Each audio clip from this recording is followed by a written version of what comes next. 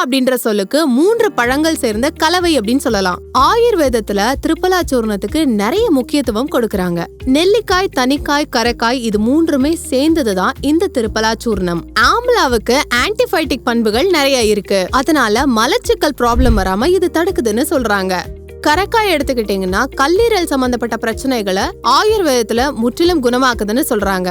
தனிக்காய் asthma சம்பந்தப்பட்ட பிரச்சனைகளுக்கு சிறந்த நிவாரணம் வழங்குது. மேலும் செரிமான அமைப்பை பலப்படுத்துது.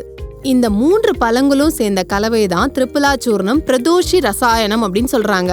நம்ம உடம்புல இருக்கிற வாதா, பித்தா, கபா இந்த 3மே சரிசமமா வச்சிருக்க சூப்பரா செயல்படுது திரிபலா சூர்ணம். வாதா, பித்தா, கபா இது எல்லாத்தையுமே சரிசமமா நம்மளோட உடல்ல இயங்க வைக்குது இந்த திரிபலா சூர்ணம். இருமல், கரகரப்பான தொண்டை உங்களுக்கு அடிக்கடி இருக்கு அப்படின்னா இந்த திரிபலா சூர்ணம் நல்ல நிவாரணம் வழங்கும் உங்களுக்கு.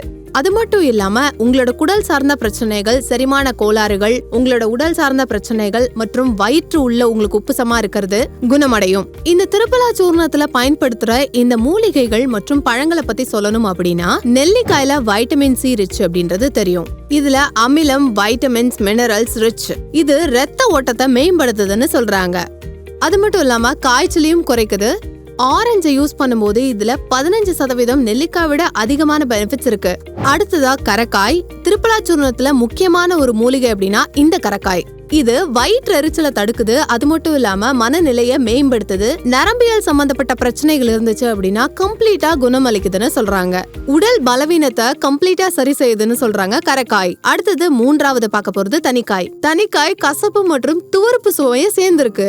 இதுல வைட்டமின் ஏ நிறைய இருக்கிறதுனால தொண்டை பிரச்சனைக்கு சிறந்த நிவாரணையா விளங்குது. ஏன்னா இதுல ஆன்டி அலர்ஜிக் ப்ராப்பர்ட்டி இருக்கு. தனிக்காய் அல்சர் மற்றும் கேஸ்ட்ரிக் ப்ராப்ளம் இருந்தது அப்படின்னா கம்ப்ளீட்டா குணமாக்குது. இந்த திரிபலாவை எப்படி யூஸ் பண்ணலாம்னு கேட்டீங்கன்னா, 3மே இருந்ததுன்னா அதை பொடி பண்ணி யூஸ் பண்ணலாம். இல்லனா திரிபலா சூர்ணாவை வாங்கி அதை நீங்க தண்ணியில கலக்கி குடிக்கலாம். தேன் கலந்தும் சாப்பிடலாம்.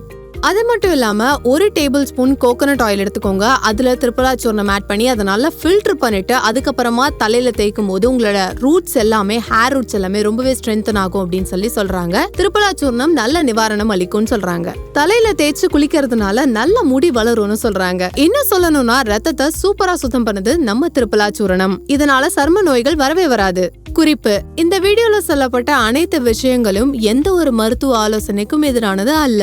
மேலும் உங்களோட அருகில இருக்க மருத்துவமனைக்கு போய் மருத்துவரை ஆலோசிச்ச பிறகு இந்த விஷயங்களை நீங்க ஃபாலோ பண்ணலாம்.